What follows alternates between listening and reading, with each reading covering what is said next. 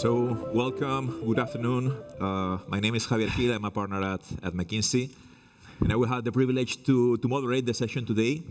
So the session is on AI and fiber networks, right? So AI, I guess we all agree, is the buzzword of the year, actually of the last couple of years, I would say. And I'm sure in any conference, in any industry, in any part of the world today, they have a similar panel on how is AI changing or transforming the industry. I think in our case, in telecom, in fiber in particular, well, of course, there is a lot of innovation. At the same time, it has been going on for a while already. So there are some things such as, I don't know, we were discussing alarm correlation. Okay, of course, with AI you can do a lot, but it's not new to the industry. And there are things where telcos have been building already capabilities that now they are accelerating massively. So it's bound to transform everything, right? From efficiency, quality control, interaction with the customer. And today we want to unpack the whole thing, and we have brought together a fantastic panel to talk about it. Quick introduction, you will have time to introduce yourself, but today we have Santiago here. Santiago has been 25 years now with Telefónica, so I was going to say he's representing the incumbent view, but that would be too narrow. So Telefónica is incumbent and attacker in some countries, brownfield, greenfield, standalone, with fiber core. So I think you have exposure to the whole spectrum of things that can happen in fiber. So Santiago will share with us his vast experience, and he's now driving a lot of innovation related to fiber. Let me go to Bruno now. Sorry, I'm skipping a little bit. No, because Bruno also, I mean, he's coming from Vodafone. They compete, but they're good friends already. He's also been 25 years working for Vodafone, yep. Also working with fiber rollouts in different countries in Europe and beyond Europe, if I understand. And he has been focusing lately on innovation and the fixed access. So, and of course, a lot on FTTH. Then we have Doan. Do I pronounce it correctly? Doan? Doan, perfect. Right. So Doan is the CTO of Turknet. Yeah. In this case, he will be kind of representing the attacker view, right? The challenger view. That's a very successful attacker in Turkey. Yeah. So great to hear your thoughts also. Thanks a lot. And to finalize, we not only have telecom operators, we want to have also let's say, the innovator, the solution innovator view. So we have Augustin Marty, who just won the AI award here, right? He will be also sharing his thoughts from the solution provider point of view. In particular, I mean, he has a fascinating company doing things around computer vision for fiber construction and connection. So I think this will be also super interesting to hear. So without any additional introduction, I'll hand it over to you. Santiago, if you want, you can start with your thoughts. Thank you. Good afternoon, everyone. A few weeks ago, when I was thinking about this moment, I was thinking about the idea of what is the more relevant topics that I would like to share with you in this moment. I was thinking about the idea to explain to you that my company, Telefónica, is one of the bigger company in terms of the fiber optic, that we have 87 million HPs so far. We are creating 1 million home pass per month, that we have a quantity of kilometers of fiber that we can go from the Earth to the Moon 4 times return trip. But finally, I decided no. It's not the right content that we want to share with you in this first moment. It's the siesta time. So I prefer to share with you 3 different levels as 3 different messages. The first one, from the level of the overview, is real that AI is changing the way that we interact with the world. The transformation of AI, if we compare with the Industrial Revolution, could be 70 times greater than the Industrial Revolution had in its first 70 years. And what about the pace of deployment, the pace of adoption of the AI? If we compare the pace of AI with our telecom services, it's so fast. Do you know how long did it take to reach 50 million users in our telephone lines, our first telephone lines? Any idea? 50 years. What about mobile lines?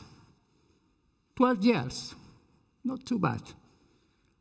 Internet connection, only 5 years. And what about ChatGPT? ChatGPT took only 1 month in order to reach 50 million users. So fast. And if we talk about generative AI, at the same time, powerful and imperfect. So my first message to you is we must to apply responsibility by design in everything about AI. This is part of our Telefónica's AI principles that I want to explain to you the 6 principles that were contained in our guidelines created in 2018. The first one, human-centered. We need to respect everything, the human rights, equity, and diversity. Second one, transparent and explainable. We must to increase the trust among our users, and they want to be aware when they are interacting with the AI. It's part of our principles. The third one, fair and inclusive. No discrimination, AI for everyone. Respectful privacy and security. Privacy and data protection is part of our principles in everything, right? The environment, sustainability, and reduce the carbon footprint is mandatory. And again, the last one, responsibility and accountability in our entire value chains, including our third parties, including our partners. This was my first message. Second one, from the perspective of the telco. If I talk about AI, it's mandatory to me to mention our journey to the hyper-automation and autonomous network. Network and system can sense the environment and adapt the behavior accordingly with no human intervention or minimal human intervention. Why? Because the quantity of data that we are generating, the complexity of the evolution of the technologies is impossible to manage with our legacy system, with our legacy methods, right? Please direct your attention to the table. It's team forum tables, 6 taxonomy describing the shift from the human-supported, including gradual process automations, to the through autonomous network making decisions, right?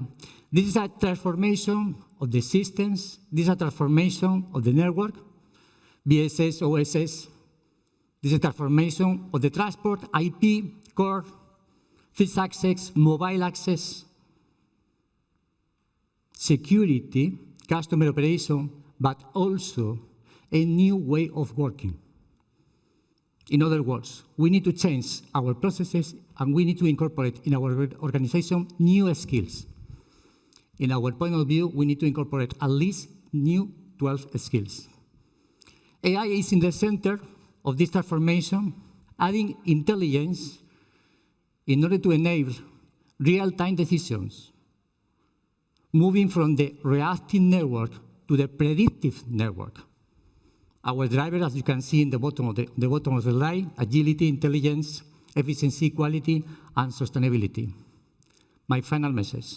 AI is the key enabler for hyper-automations, zero-touch management, and new customer experience, new generation customer experience. Finally, my last message, when we talk about AI and fiber network, I need to say that we have at least 200 ideas, initiatives, proof of concept use cases.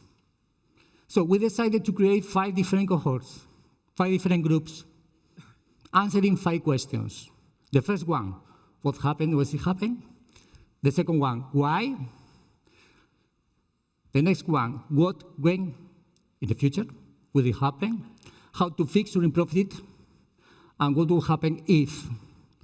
As you can see, 5 different columns representing our maturity on the bottom with 5 different charts in blue color, describing the maturity in the last recent years for each one, right? As you can see, a list of use cases, the more representative use cases. We'll have enough time in order to discuss a little bit about it. a list of non-exhaustive technologies, algorithms, AI or generative AI that we are using or want to use, right? Some lessons learned so far from the Telefónica perspective. There are different complexity in this new scenario. Data. AI depends on the quantity and quality of the data. That is a common mistake in our companies. Complexity, the second one. AI models is complex. It's complex to interpret, it's complex to manage, it's complex to maintain. And finally, scalability and computing capacity. This factor impact in the successful of the AI capabilities, right? Thank you very much. Thanks a lot. Hello, everyone. I am Doğan. I am CTO at TürkNet. I'm going to talk about these 5 topics today. Before starting my presentation, shortly I would like to mention about my company. TürkNet is an ISP company focused on speed and also offering contracts-free services with a single price policy. With our open fiber, today we have reached 1.9 million homes, and we are selling our open fiber, but also we are a reseller.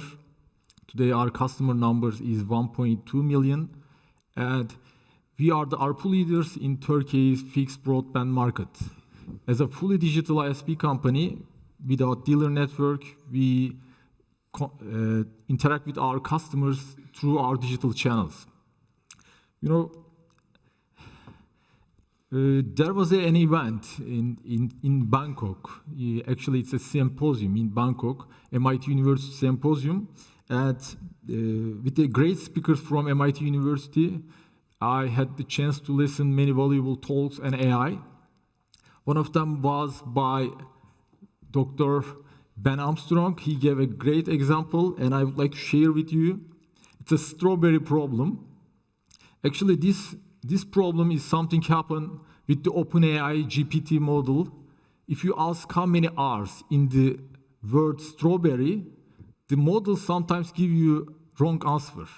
But if you ask the same question in a different way, the models can give you the right answer. You know, this is inconsistency. There's an inconsistency. So, you know, if you want to use this technology in a low-risk area, maybe it's not a big deal. But if you want to use this technology in a high-risk area, in this case, you need to know when and under which cases that occurs, right? So, actually, this is the reason why we don't know what's happening under the hood. It's not for us. Even engineers at OpenAI, they don't know what's exactly happening. You know, it's the problem of explainability and transparency issue, actually. So we need to keep consider to use this technology. If you want to use it in a high-risk area, you should know when and which condition that happens, right? So as a CTO, I always this question to myself: what is the impact of AI on software development? You know, when I come together with the people who use GitHub Copilots, they always say how amazing and how transformative it is. You know, this is the research, actually, it tried to understand the impact of AI on software development, and the researchers analyzed the code of nearly 5,000 developers from the 3 different companies. The first one from the Microsoft, the other one is Accenture, and the last one is a financial institution, which is in Fortune 100. And the researchers try to understand the productivity by focusing on 4 different metrics. The first one is a pull request, the other one commit, the other one build, and build success rate. If you are familiar with software development, probably you know them. But shortly, pull request means when you complete any task, you generally create a pull request that shows you complete a task. Build means when you want to deploy your code to the production environment. In this case, you need to compile your code. So this is the number of the build that show us. The last one is actually build success rate that show us the quality of your code, okay? According to the research that show us that product pull request and the build numbers has increased. That show us AI increase the productivity. But when you come to the build success rate, it has dropped, especially for the Accenture. It dropped by 70%. So that show us, okay, AI increase our productivity, but it decreased our quality. The reason why maybe some of the developers probably they copy and paste their codes to the production environment. So if you want to use this kind of technologies in our software development process, in this case, we need to increase our quality control systems. And this is the interesting paradox, actually. Today, we live this thing. For instance, LLMs are really good at processing the language, kind of calculating or solving mathematical problems, The Moravic's paradox say that today robots are really good at solving any mathematical problems easily, but they come to the physical world, they struggle with a simple tasks in the physical world. This is the Moravic paradox. That's why today we are watching some robots videos. They try to hold a teacup, this kind of things, So if you have a time, you can check this out. I have a limited time, so I need to pass. And Dr. George Westerman from the MIT University, he shared this visual guide in his presentation. I think it's really useful. One of the important challenge for AI to choosing the right approach for right problem. So I think this guide is really useful for it, and it evaluates the 4 different categories across the 5 different factors, by using the simple traffic lights. Green means it's well suited for this scenario, but red one, that it means maybe it's not ideal case to use it, okay? This is the last part. As you know, in Turknet, we develop our own solutions generally. We prefer to develop our own platforms. And this is the architecture of our NOC operation system. Today our NOC teams use this product to manage their NOC operation processes. And we add a new layer on top of this architecture model, and we can today try to predict the outage with these architecture models. If you want to develop this kind of platform, I think it's really useful to know, to have this kind of layers. This is the detailed view of it. You can see right now layers and the component inside of it, and also the connection each others. Thanks a lot for listening to me.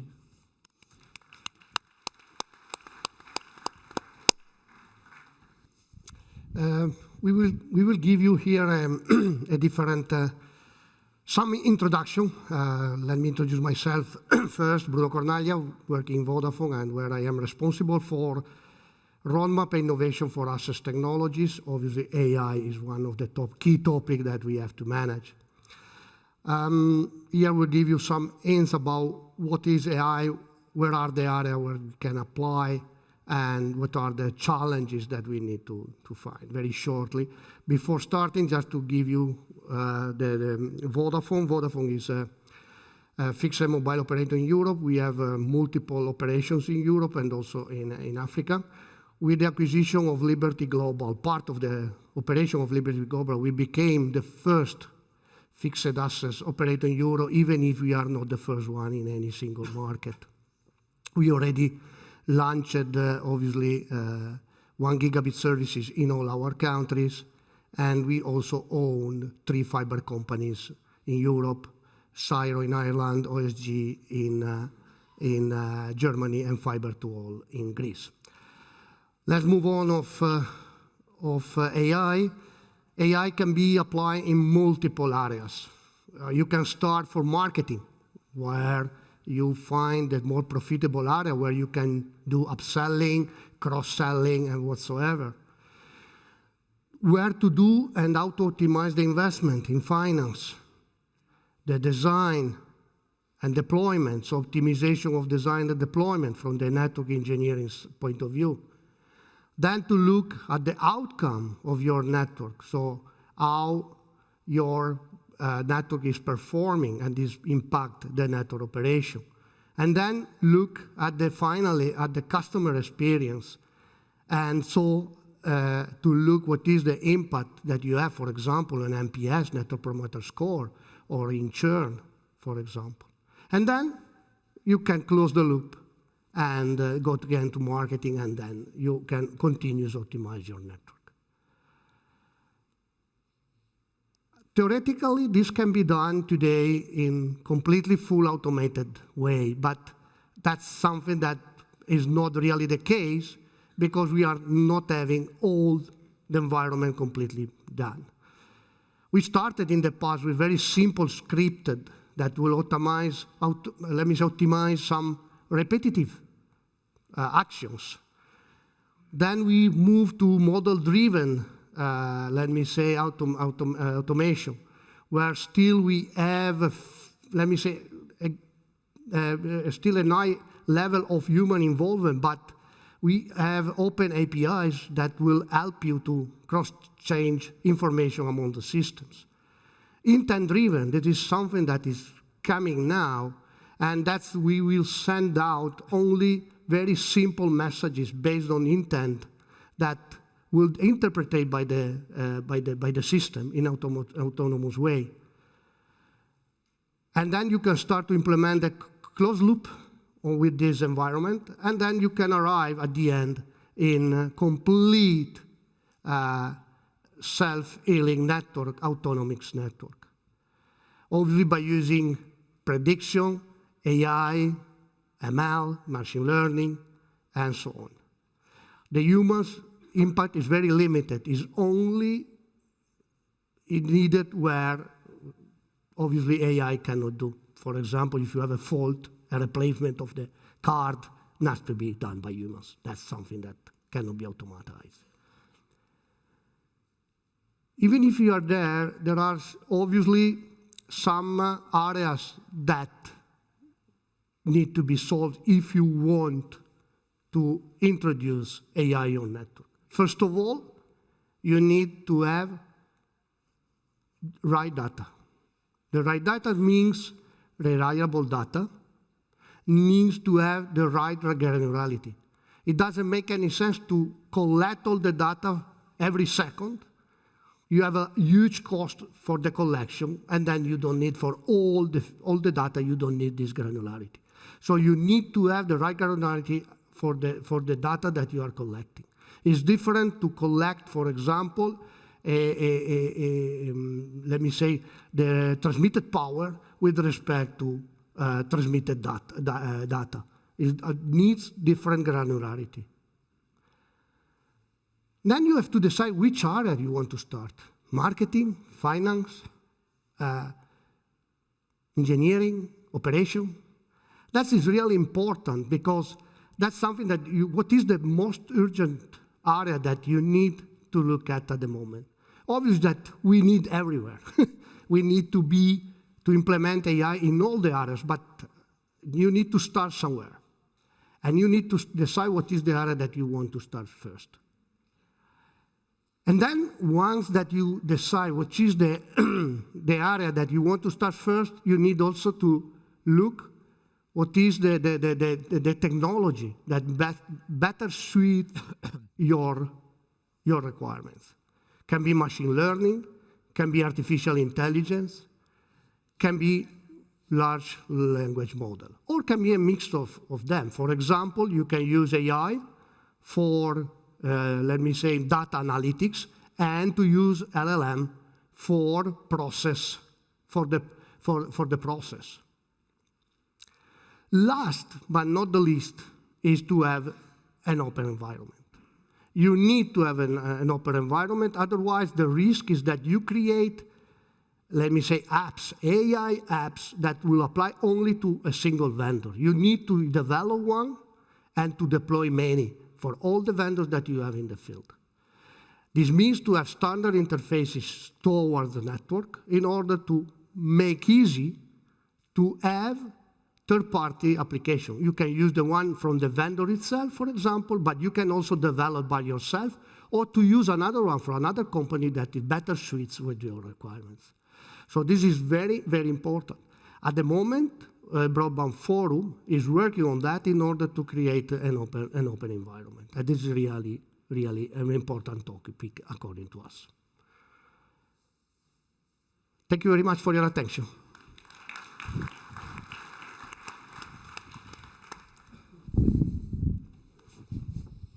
Hi everyone, so my name is Augustin and I'm the CEO of Diplomatic. We have won the AI award this year, so I'm very pleased to be invited as the innovator to join this session and speak a little bit about how we apply AI in the field.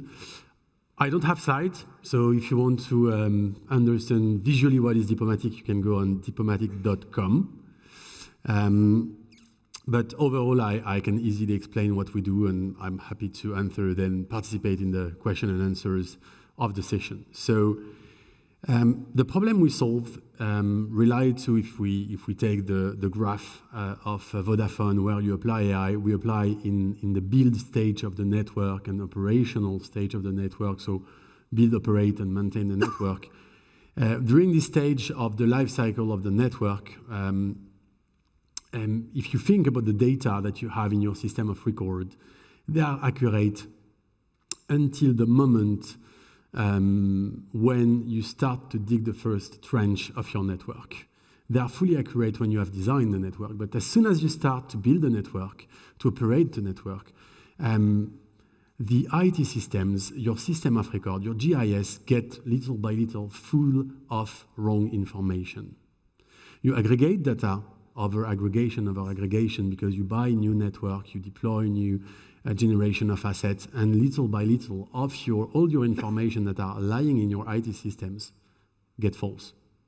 How can you deploy anything intelligent, any machine learning, any program over this fundamental problem?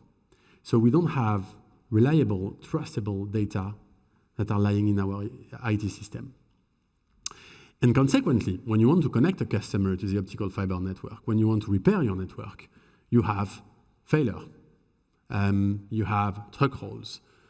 In average, maybe 20–25% of the team that you send to the field get back having failed their intervention or their job.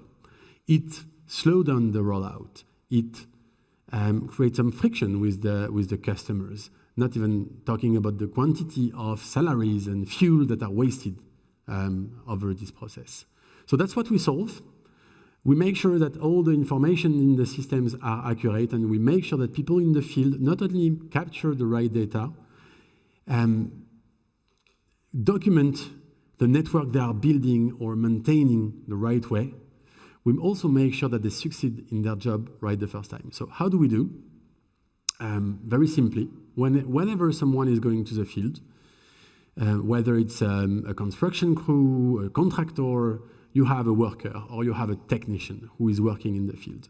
And this person, whatever is the job, will take a string of pictures, 5–10 pictures, of what he or she is doing during the day. We analyze the picture with AI, with computer vision, and we do two things. First, we make sure that it's the right picture that is taken. Is it the right picture that is describing the asset, a video of the trench? Is it a picture of a street cabinet? Is it blurry? Is it a fraud? Is it a picture of the past? Is it the quality is good enough to analyze the picture? When it's a yes, we are sure that the picture is representing the asset. Then we analyze the picture. Which asset is it? Which asset is it? What is the color of the fiber that is plugged in the optical in the street cabinet or in the splice box? We analyze everything because we have done that for the past 6 months. We have accumulated 200 million of images. We have annotated millions of images, and we have 400 algorithms that are capable of analyzing images from the data center to the home of the customer to understand everything that is happening in the field. So when we understand everything that is happening in the field, we fill the IT system, the GIS, the system of record with reliable information. Every single time someone is going to the field, it's not a new entropy. It's not a new possibility of writing something wrong in your system of record. It's a way to update the representation of your network with reliable information. On the top of it, we know what is supposed to do the worker, what is supposed to do the technician. So if something goes wrong, let's say they have dig the trench not deep enough, or let's say they have patched the customer the wrong port, we detect it. And we can tell the technician, hey, take care, you are doing a mistake. Before ending your day, please correct the mistake. Do the job right. The first time, take another picture, and boom. We analyze the picture, this is validated, green light, you have done your job right, next job. When you do that on 100% of the technicians or workers that are in the field, you can automate the quality control, you can automate the contractor management, you can automate the payment of the contractor. One of our customers, Swisscom, is automating 80 to 90% of the transaction they have with their 4 contractors who are deploying fibers in the entire Switzerland. So that's what we have been doing for the past 6 years. It's a 50 people company, but now, and that was announced yesterday, we are joining a bigger company called IQGO. So we have been acquired, and the signing was happening on Monday. So that's the end of 11 years chapter of my life and the beginning of a new decade. I hope so, at least. And we are part of a bigger group called IQGO. IQGO has an entire software suite to manage the entire life cycle of the network, from design to build, operate, monetize, and maintain the network. So we are one of their modules. We remain fully connectable to the entire ecosystem of software. We have connection with Oracle, we have connection with SiteTracker, we have connection to many software. So we are part of a bigger world, and they accept that. They have validated the fact that we remain a module. But that's the shape of the company. No, it's not anymore a 50 people company. I'm part of a 300 plus people company in 25. And to speak a little bit about our customer, we have 25 large operators as customers, such as Vodafone, such as Telefonica through VMO2, such as Altis in France, and many more, across 11 countries in Europe, and in America, and North America, and Latam. So happy to answer the different questions and participate in the session.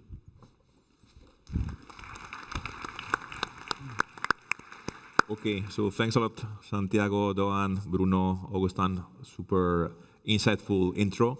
Now let's go into Q&A, and I was thinking about, let's talk about 2 things. So the first one, I would like to focus the debate on the what. So what is feasible with AI? What are the, all of you have a long list of use cases, so we will think about, what is the art of the possible, right?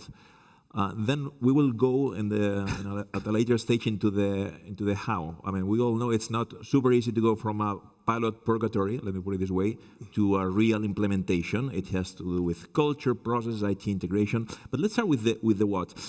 And when I think about use cases, very often first thing that comes to my mind are related to operations, right? To tickets, alarms, customer interaction. But when we think about fiber, it all starts with the planning. So where to build, when to build. It used to be a place, the planning, where a lot of intelligence is directed to. So you have business intelligence, competitor intelligence, where to build. Now with AI, how is this changing? So how is AI being applied to the process of planning a fiber network? Maybe Bruno, I start with you. Okay. Let me say, depends a lot what is which company you are. Because if you are deploying the fiber by yourself, obviously that using AI for optimizing your investment and also targeting the right area where you can have more upselling, more cross-selling is very useful because this means to reduce your return of investment.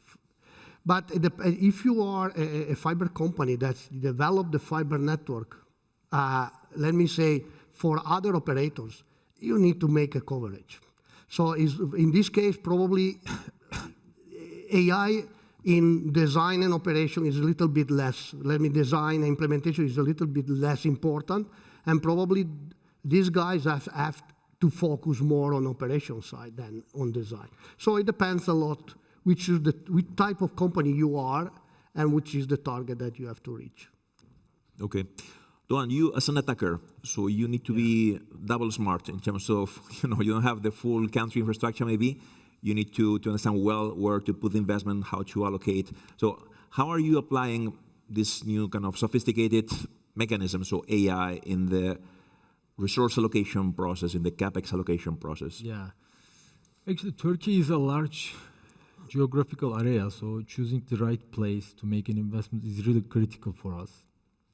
That's why we developed two different models, AI models, for our planning team.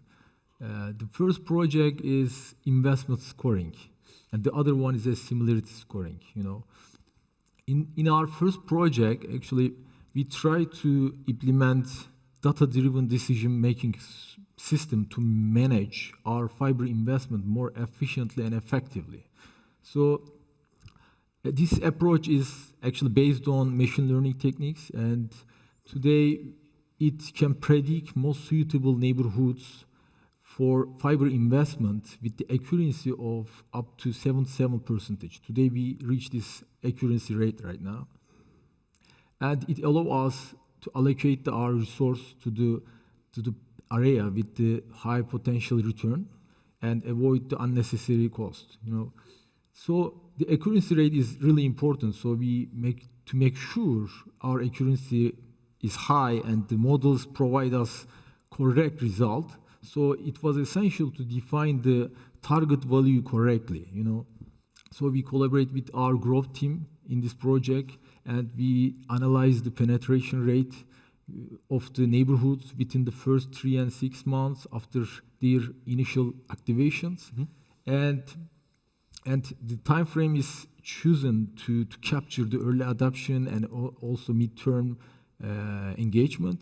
And after doing all these things, we not only implement our penetration rate, but also we integrated other data from the other data source. So sometimes it worked well. What I mean, we integrate the geographical data, the economic data, and also field data. Sometimes it worked well to adding new data, but sometimes it didn't work well. What I mean, adding a new data doesn't always means you will get better results. So sometimes it decreases our accuracy rate. So we decided to remove some data from our data set. And today, this project is completed and we implemented our planning process. And the second project is a similarity scoring project. We call this project as a similar neighborhoods identification project as well. We analyze the neighborhoods using 96 different parameters and group those with similar characteristics. And the models can reproduce the successful outcomes we achieved in one neighborhood across the others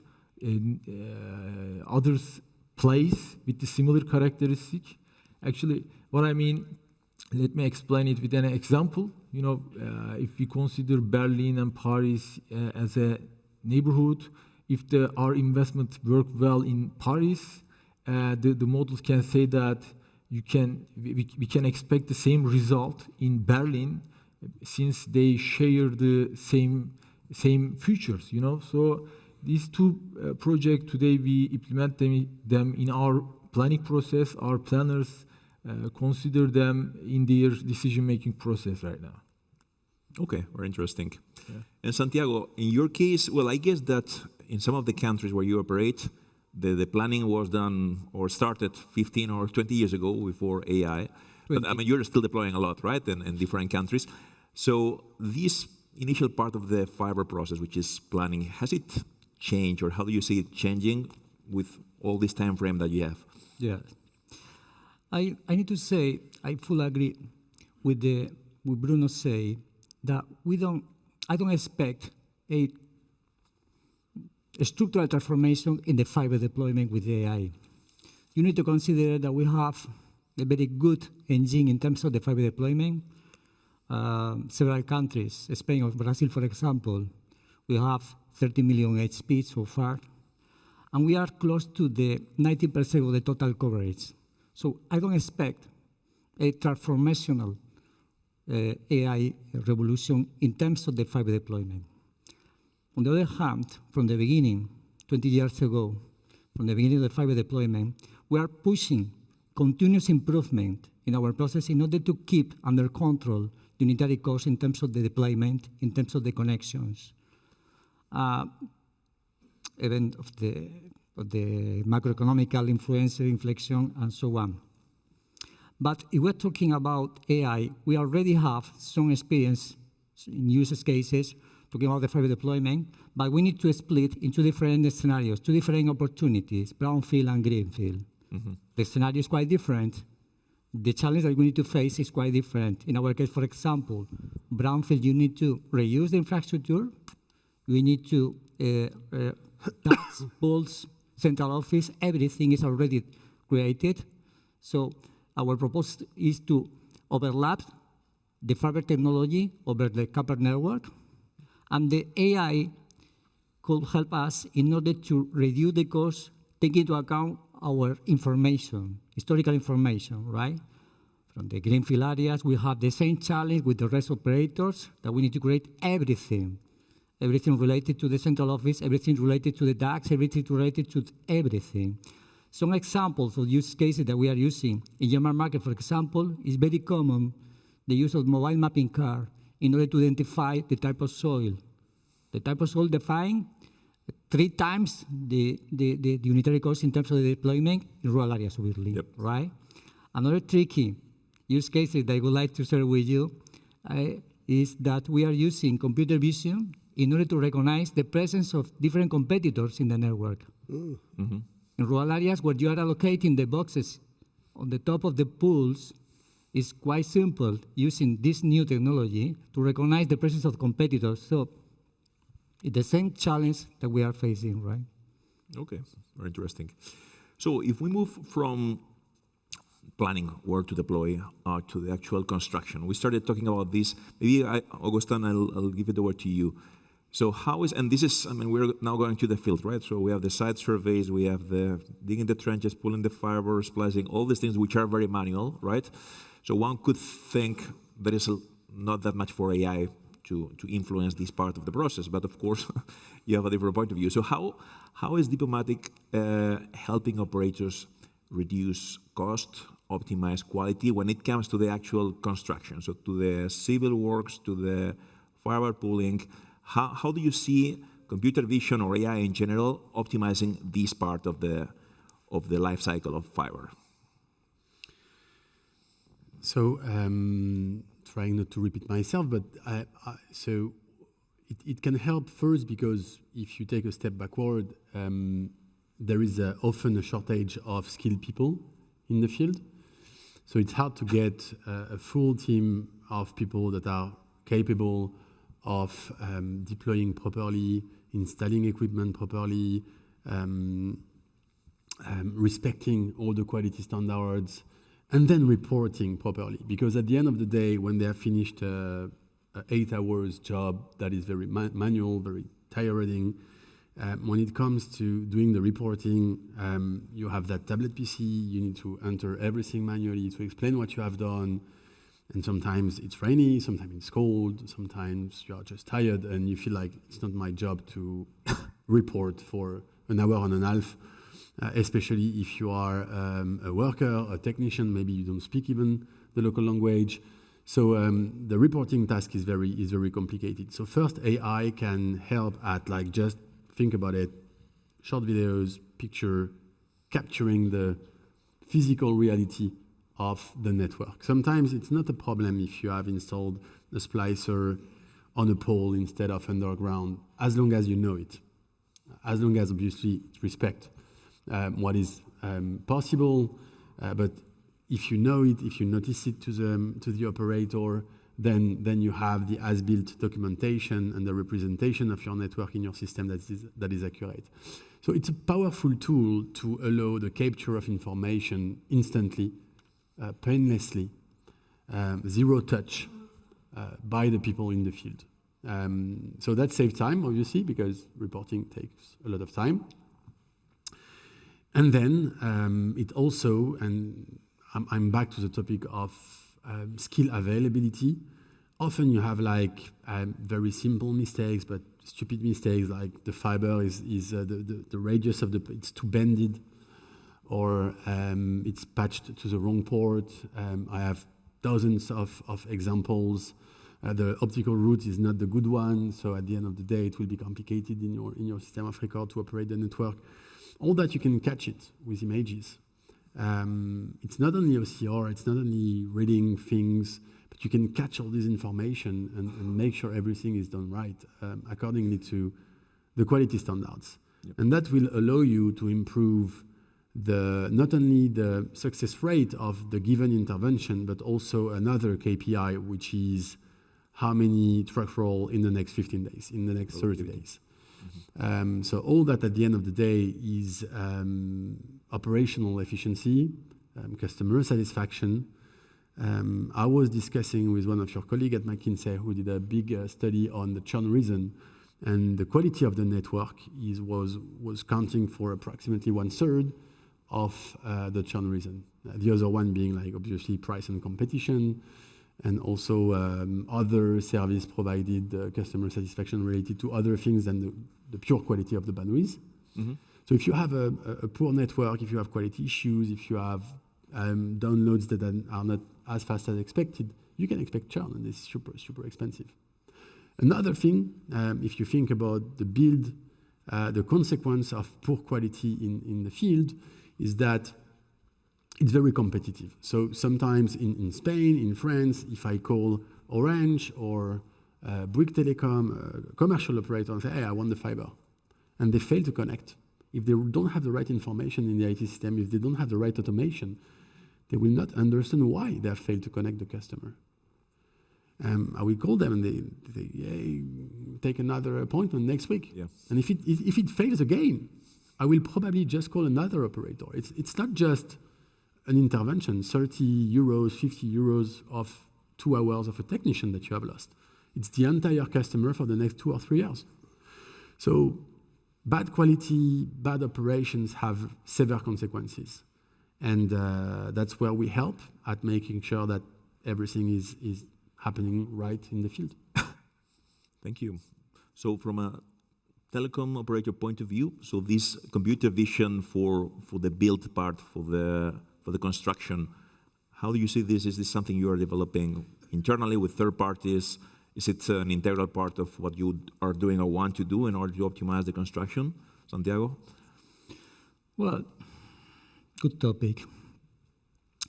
From my personal point of view, from the technical perspective, we are exploring third party for sure. The knowledge of the market in terms of the AI is huge. We don't have the expertise, we don't have the knowledge in order to manage this the research, as Agustin said. So the problem is that we have a complex map of systems. So introduce a new piece of complexity in our system could be difficult. Mm-hmm. So our idea is to create some ecosystems where we are taking all the information from our legacy systems in order to expose, in order to publish to the AI solution. In terms of the AI solution, we are trying to incorporate algorithms. Cloud platform for sure, algorithms. No new products. Could be difficult for us to integrate in some complexity organizations like Telefónica's companies, some additional piece of complexity, as I say, right? Okay, I don't know, Bruno, how is Vodafone looking into this? So for the construction part, for the construction part is really important. That's something that we noted, is that to have all the right information. That's something that we not only note in Vodafone, but also in other partners that we have, is that sometimes you build, but then you don't have the right information. So we need to create a real, and AI in this respect can help, because you can map what you are building into a GIS system automatically, and then to have up-to-date information. That's something that is really important. What was mentioned by Augustine, sometimes will happen that sincerely happened to me. You ask for an intervention, and then they will come, and the information that they had was completely wrong. And then they have to completely do something else. They have to do digging or something like that, because the network is not as expected. So it's really important to have all the information up to date, the right information. And I think that due to the fact that it's usual that you have human errors, that's something that will happen. Using, let me say, automated system, AI systems, can help, and also to make your customer a little bit happier than to discover that you don't have the service. Okay, absolutely. So moving on to, let's say, we talk about planning, building. Now let's go into the day-to-day operations of the network, of the fiber infrastructure, which has a customer interaction component. It has anything related to productivity of the field technicians. What kind of maintenance do we do, from corrective to preventive to predictive? So it has different components when we think about more of the OpEx part of the whole fiber process. So Doan, how do you think about it in terms, for example, of how do you interact with end customers using AI? Yeah, okay. Actually, before answering this question, I would like to say one thing. I think expectation is really important in the AI domain, I believe. There's one perception that it will deliver the magic result, and expectations sometimes be unrealistically high, So I think when you come to the real world application, sometimes the outcome cannot be immediately satisfied. So it's actually a continuous improvement process. That's why we need to consider the AI as a continuous improvement process. So constantly we need to evolve through the new data set and the new technologies or new algorithms. So, I think this is the first topic we need to know, and we need to change our expectation. So when I come to your question, we around 10 months ago, we launched our AI assistant. More than 1 million messages have been exchanged on this platform, and 26% of our all customers have used this platform at least once.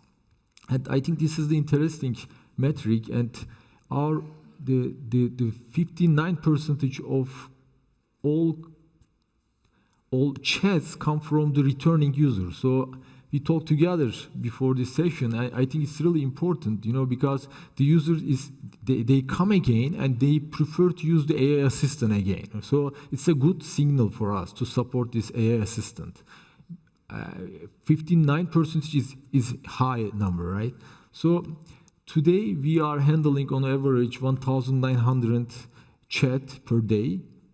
This is the one solution. Today we implemented our customer care process. The other one is that we develop our own solution. Generally, we prefer this behavior in our company, and we develop our own speech-text platform. And today we can process 1-minute calls in just 1 second, and we can easily scale it up.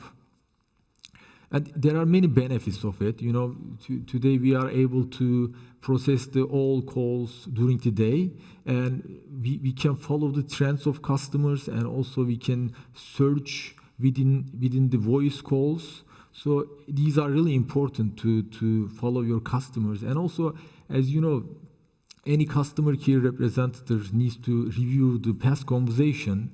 They normally at 3 minutes. 3 minutes they need to spend to check the past conversation. But with this solution today, maybe 30 seconds is enough for them to check the past conversation. On top of it, we develop an AI-based ticket summarization feature right now. We implement it in our customer care process. This AI-based solution actually check the past conversation of the customers, and accordingly give us some highlights and some action items. So it increase even more, it even save even more time, and it increase our productivity at customer care right now. And also, we are analyze these conversations, and also we are giving some scores per a score per our conversation with our customers. And we are planning to use this score as a performance metric of our customer care representative in the future as well. Okay, thank you. Yeah. Maybe Bruno, now go to you again. So if we think operation, I know it's very broad, right? It has maintenance, it has field force efficiency, it has customer interaction. Why would you highlight of what you are doing to optimize operations through AI at Vodafone? Yeah, that's when you're looking at the operational side, what you want to reach is to prevent that the customer will make a call to your call center. That's the first thing, because it's a cost, because and has also impact on NPS and churn. That's the area where, according to me, we have a lot to do in the operation. That's the different area where you can work. First of all, on network performance degradation. Mm-hmm. AI can be very useful to look at if there are performance degradation in your network, mainly in the physical network, because you can cross-check and discover if there are connectors that are not working well, they are having losses or other stuff. You can also try to predict if there could be some failure in the network. You can understand if a certain port, a certain card, a certain element is going to have a failure in the future, and that will help you in two main areas.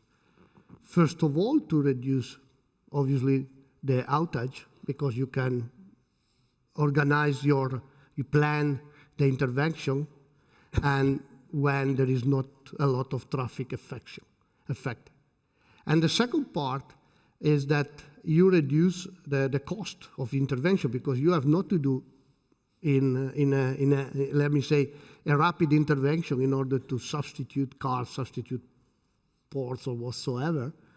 But you know that this will probably have a failure in 2 weeks. You can plan, and your organization will be much, much better.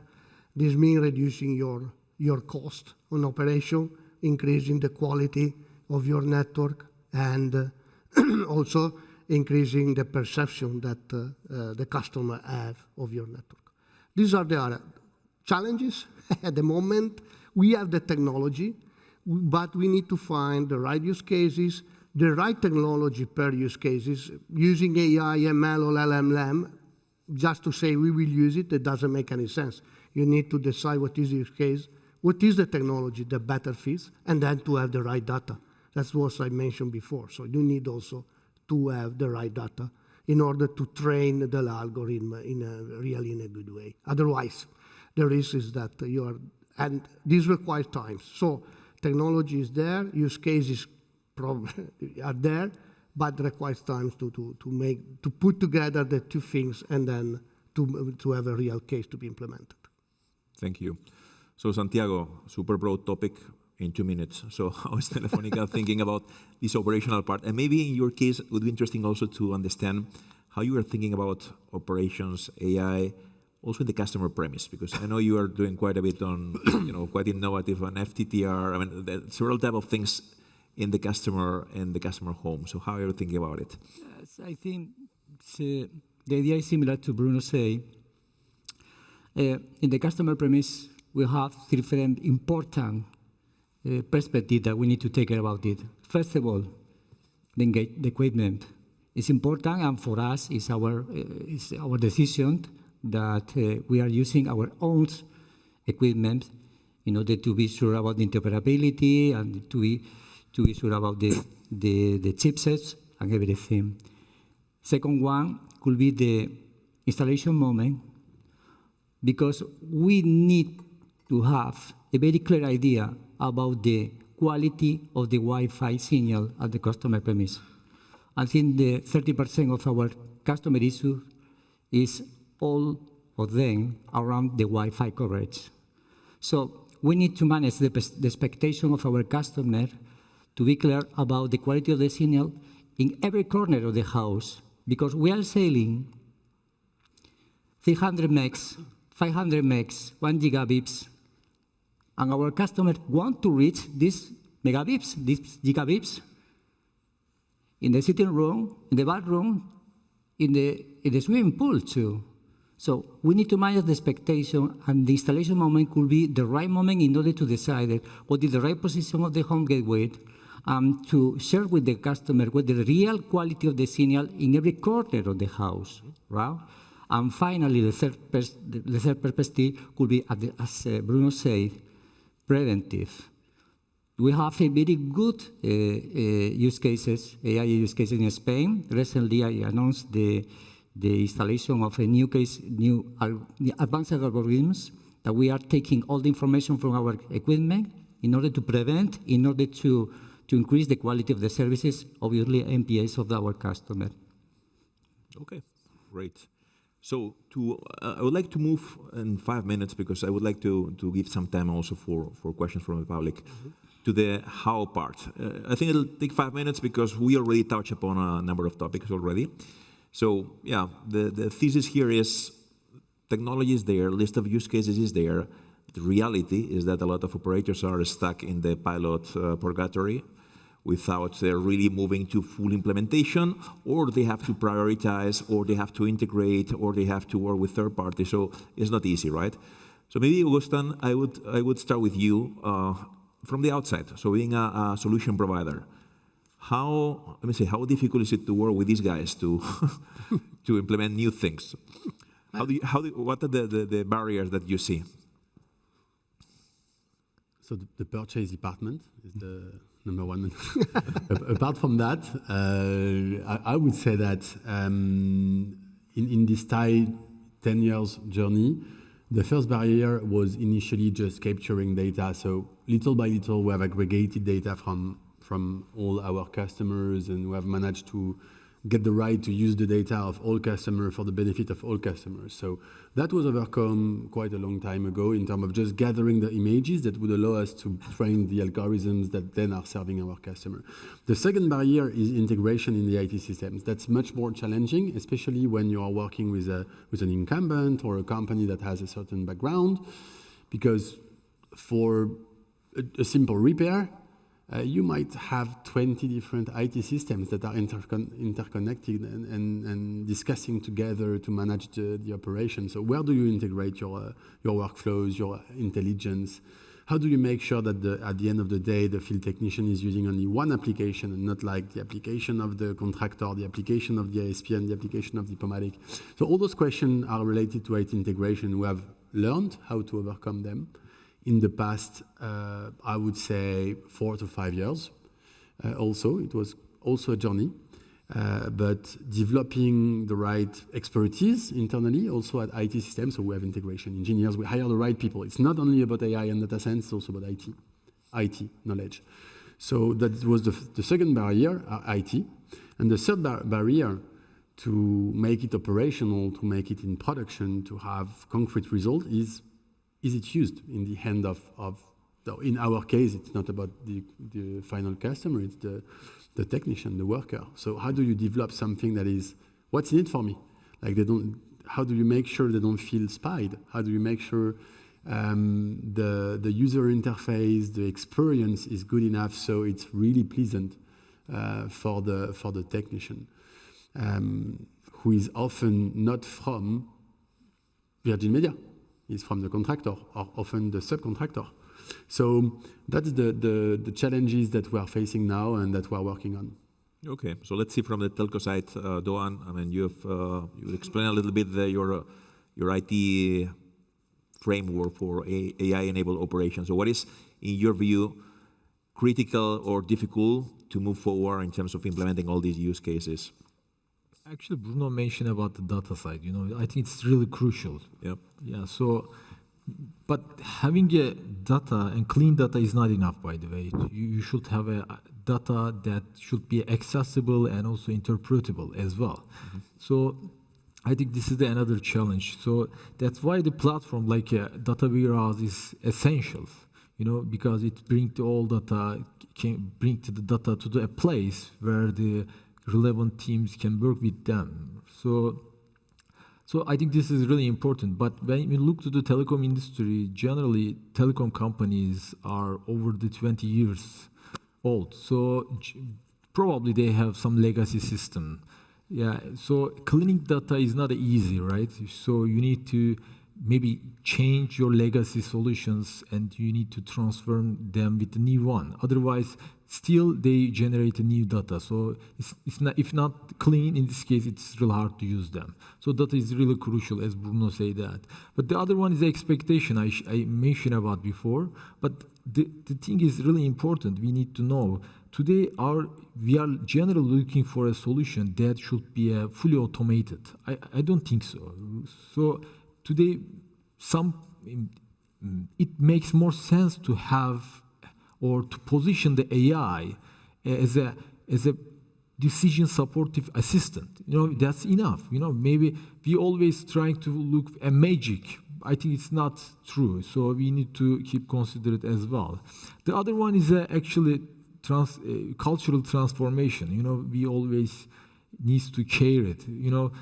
I think cultural transformation matters than the technology itself. So in order for the system we build to be really adapted and make an impact, we need to find some solutions and find ways to within the organization. So I think it's another important thing. And the last one is related with the technology teams, I believe. Technology teams should move forward by involving the other department in the process.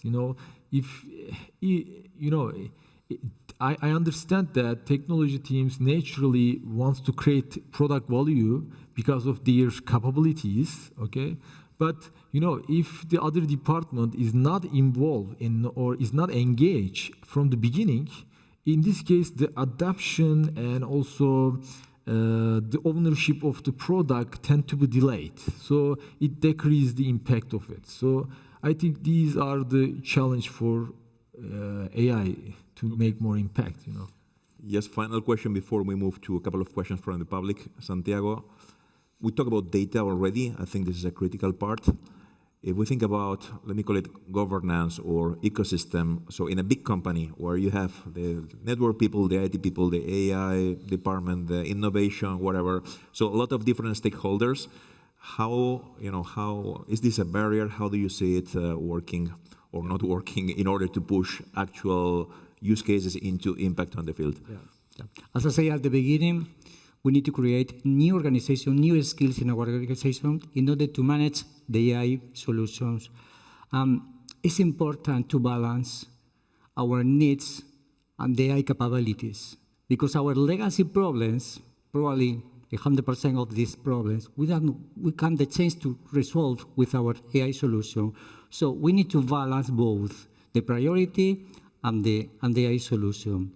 I think we have a funnel of the different initiatives, of the different ideas, centralized with only one organization for each country, where they are deciding what is the technology that we can apply for each the most important problems. Other question, is necessary to centralize all the knowledge about the AI technologies because the same technology of AI you can apply in different use cases in the organization. For example, chatbot. We are using chatbot in the call center in order to interact with the customer in different scenarios. And the same technology you can use in the interaction with the technician in field, for example. So we need to centralize all the information. We need to create new skills in our organization, and priority. Excellent. Okay, I think we still have time for one or two questions from the public. So I think we have microphones. So we have one here. Who has the mic? We have one question here, yeah.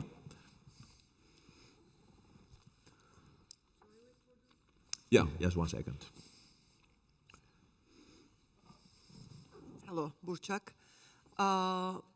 Actually, just on the topic that we were talking about, as you said, in telecom companies, we have all of this legislative systems, the old systems we have to maintain all the time, and they are prioritized because we have to keep up with the dates, and there are lots of priorities. And as you said, we have to put a balance. But if you have to put a balance, you have to measure the value add of your AI systems from scratch. And as Doğan said, as I suppose, they are not fruitful from minute one. So how can you define the value add, or how can you measure the value of this AI systems so that you can get the priorities to invest time and resources in it? Okay. Anybody wants to take the... You ask me, the funnel that we are describing, we have different stages. We have different steps in the evolution. Our first stage is to proof of concept. Minimal effort, minimal results in order to identify the feasibility of resolve our problems with the AI capabilities. So at the end, you have to make a decision according to the impact in your business that we're not have. But in our case, we try to proof of concept, to prove with a minimal set of data the capabilities of AI in order to decide go, no go in a final implementation around all the countries. So is the proof of concept the first step? Perhaps the first step when we decided what is the idea that we're going to face in this stage is more technical and business discussion, where we are taking a decision just to do a proof of concept. Short period of time, testing the solution in order to get some first results, and after this, we will now have the final decision, go or no go. Okay. Okay, maybe one additional question. I think we have one over there. Over there. Oh, yeah.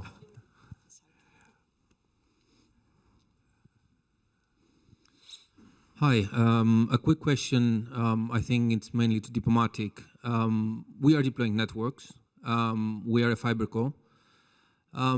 We do see that the next step will be AI. But the thing is, have you done any analysis on when it's going to be like the return on investment?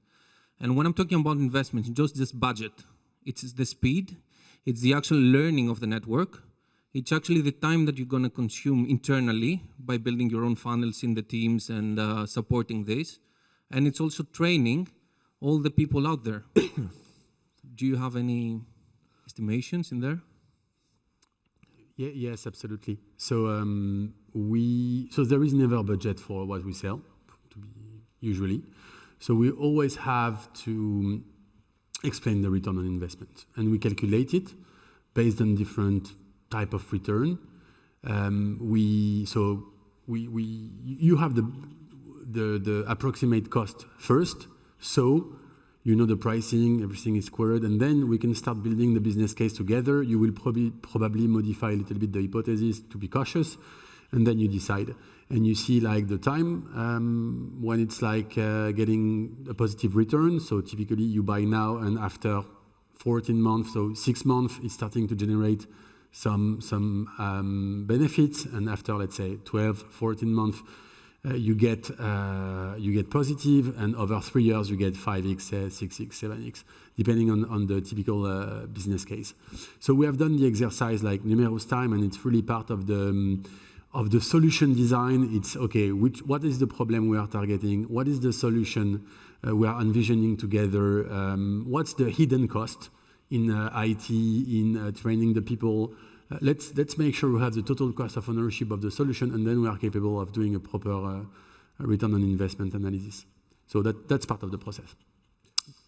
Thank you. Okay, so I think we are over time now. So last thing is just to thank again Santiago, Doan, Bruno, Augustin. I think we would have needed like 8 hours to go deep into the topic, but okay, I think it was super insightful. Thank you very much. Thank you.